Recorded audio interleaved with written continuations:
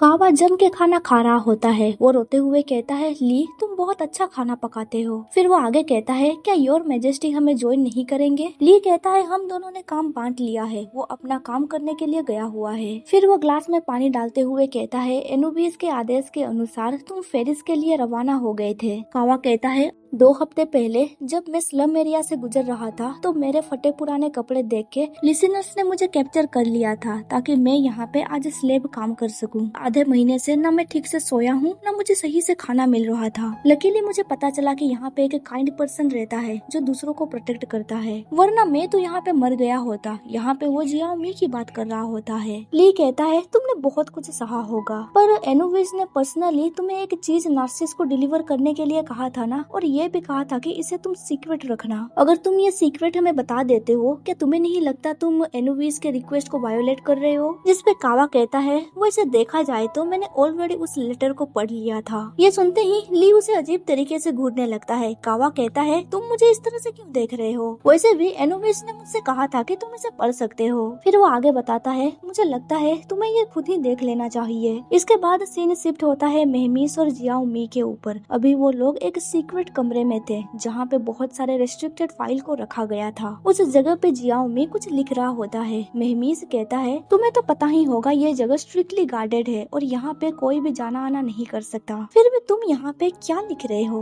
Xiao मी उसका question avoid करते हुए कहता है, वैसे तुम्हारा वो साथी नहीं आया हम लोगों के साथ? जिसपे मेहमीस कहता है, वो अपने पुराने दोस्त से मिलने के लिए गया है। जियाओ मी कहता है, वैसे मुझे ज्यादा पढ़ना लिखना नहीं आता है, क्या मैं तुम्हारे ऊपर डिपेंड रह सकता हूँ? ये सुन के मेहमीस इरिटेट हो जाता है। वो एक सेल्फ से दूसरे सेल्फ जाने लगता है और उसे पढ़ के बताता है कि यहाँ पे किस चीज की डॉक्यूमेंट रखी गई है। ये देख के जियाओ मी सोचने लगता है, इसमें कोई शक नहीं है, तुम गोरिल्ला के किंग हो, तुम बहुत इम्प्रेसिव हो। तभी मेहमीस को एक डॉक्यूमेंट मिलता है जहाँ पे लिखा गया था रॉयल रिकॉर्ड्स ऑफ इवीज इंसिडेंट। उस रिकॉर्ड को देखते हुए मेहमीस सोचने लगता है, ये रिकॉर्ड्स हमारे पैलेस में नहीं है, जरूर किसी ने सीक्रेटली इसे यहाँ पे रख दिया है। जब मैंने अपने मोम के डेथ के बारे में री इन्वेस्टिगेट किया था तब बहुत ही डिले हो गया था, क्योंकि तब हमारे पास बहुत सारे रिकॉर्ड्स मिसिंग थे। उन रिकॉर्ड्स को देखते हुए मेहमीस कहता है, ये 10 साल से भी पहले शाही उथल पुथल और उत्तराधिकारी के दौर के हैं। लगता है मेरी मोम का डेथ का रीजन यहीं पे छुपा हुआ होगा। जियाओ में कहता है, क्योंकि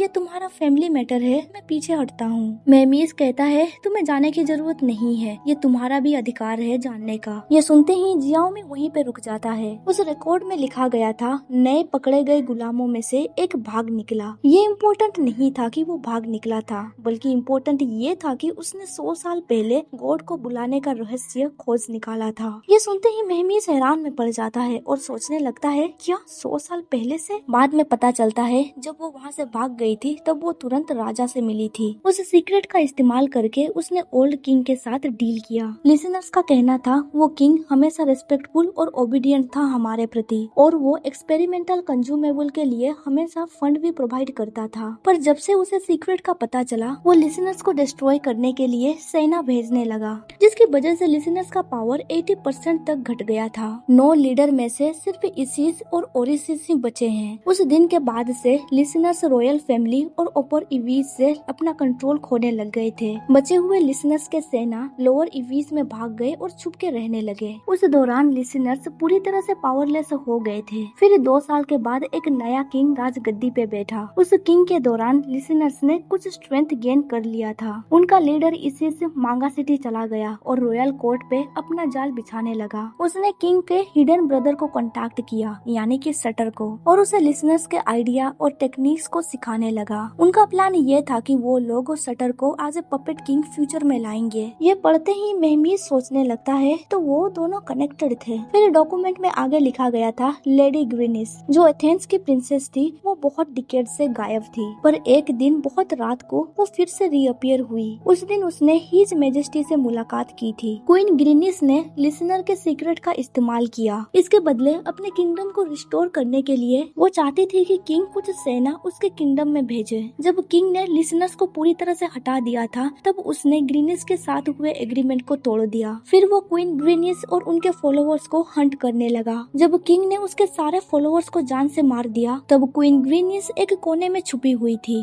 पर उसे जल्द ही ढूंढ निकाला गया। किंग ने तब उससे कहा था, तुम्हें चूज करना होगा, मुझे बताओ तुम अपनी जान देना चाहती हो हो या फिर उस बच्चे की जिसकी आंखें गोल्डन कलर की है। क्वीन ग्रीनिस ने अपनी मौत चुनी। उसने पॉइजन पी के अपनी जान दे दी। अपनी मॉम के बारे में ये सब कुछ पढ़ के मेहमीस बहुत ही ज्यादा हैरान में पड़ गया था। तभी वहाँ पे ली आ जाता है और उससे कहता है इससे पता चलता है कि तुम्हारी मॉम तुमसे कितना प्यार करती थी। मेहमीस कहता है उस साल बहुत कुछ हुआ था, बहुत सारे सीक्रेट्स अभी भी हिडन हैं, पर मेरी मॉम ने मुझे अच्छी तरह से प्रोटेक्ट किया। तभी जियाओमी कहता है तो इसका मतलब ये हुआ कि तुम रियल जियाओमी हो।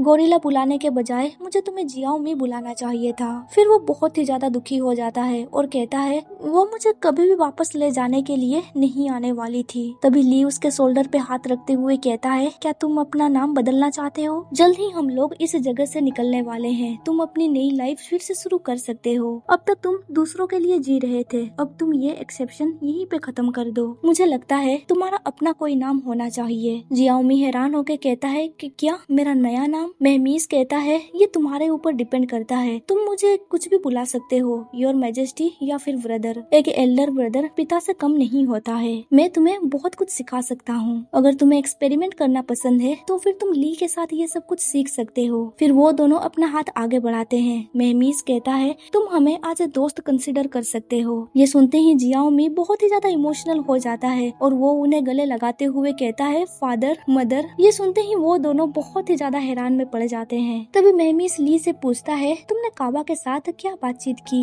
ली कहता है बस ऐसे ही, पर वो अब चला गया। मेहमीस कहता है क्या वो हमारे साथ वापस नहीं जाएगा? ली कहता है उसे कुछ काम है इसीलिए वो चला गया। इसके बाद हमें कुछ देर पहले का सीन दिखाया जाता है जब ली और कावा आपस में बातचीत कर रहे थे। कावा उसे कुछ डॉक्यूमेंट देते हुए कहता है मैंने इन्हें खोद के निकाला है, मैं हमेशा इन डॉक्यूमेंट्स को अपने साथ रखता हूँ, पर जब मुझे कैप्चर कर लिया गया था मैंने तुरंत एक गड्ढा खोद के इसे दफना दिया था। आधे महीने से ये जमीन के अंदर थे। फॉर्चुनेटली इन्हें कोई भी डैमेज नहीं हुआ है। उन डॉक्यूमेंट्स को देखते हुए ली सोचने लगता है ये सारे तो इन्वेस्टिगेशन रिकॉर्ड्स हैं। उसने मुझसे वादा किया था वो मेहमीस के मदर के डेथ के बारे में इन्वेस्टिगेट करेगा। ऐसा लगता है उसने बहुत एफर्ट लगाया था। एनुवेज पर्सनली उस स्लम एरिया में गया था जहाँ पे मेहमीस की मदर रहा करती थी। इन्वेस्टिगेशन करने के दौरान उसने लोगों से जो कुछ भी पूछा था और उन्होंने जो भी जवाब दिया था उसने सब कुछ उस डॉक्यूमेंट्स में लिखा हुआ था। फाइनल कंक्लूजन में उसने लिखा था कि इवीज के लेट किंग ने उन्हें फोर्स किया था आत्महत्या करने के लिए। उस ओल्ड किंग ने एथेंस के साथ सारे रिश्ते तोड़ दिए थे। क्वीन ग्रीनिस के साथ उसने विश्वासघात किया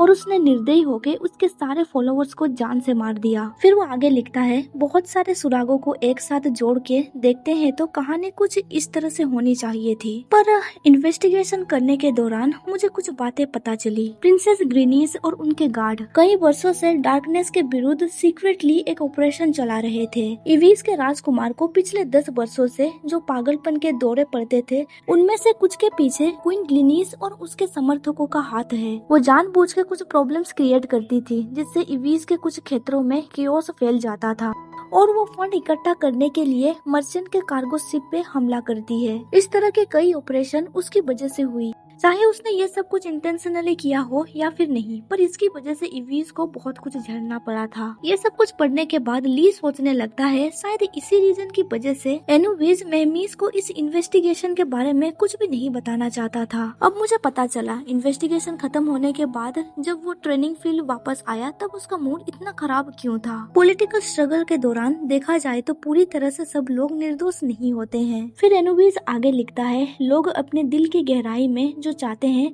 वो बस एक छोटी सी जमीन है जहाँ पे वो लोग अपने प्रियजनों के साथ बिना किसी चिंता के सुख के साथ रह सके। मैं जानता हूँ कि दुनिया बहुत ही ज्यादा रूथलेस है और संघर्ष करना बहुत ही ज्यादा क्रूर होता है। जो अपने ही अपमानों से बचना चाहता है उतना ही उसे खुद को एक जंगली जानवर में बदलना पड़ता है। पर जब एक पूरा देश हेट्रेट और रिवेंज में डूब जाता है तब हम भूल जाते हैं कि जिन लोगों से हम प्यार करते हैं वो असलियत में क्या चाहते हैं। इविस का न्यू किंग और डिवाइन दूत दोनों अलग हैं। वो लोग एक ऐसा किंगडम बनाना चाह रहे हैं जहाँ पे सब लोग शांति से रह सके। हम सबको भी दुश्मनी छोड़ के उन पे थोड़ा भरोसा दिखाना चाहिए। इसके बाद से पेज पूरी तरह से ब्लैंक था। ली सोच रहा होता है जब तुम इस लेटर को लिख रहे थे क्या तुम कुछ और भी कहना चाहते थे? तभी कावा पूछता है क्या तुम्हें लगता है कि मुझे यह नार्सिस को भेज देना चाहिए? मुझे नहीं पता यह नार्सिस किस तरह का पर्सन है। अगर मैं ये लेटर भेज देता हूँ तो क्या इससे हेट्रेट शांत हो जाएगी या फिर उसके मन में में फिर से रिवेंज की भावना उत्पन्न होगी, जिस पे ली कहता है इसे भेज दो।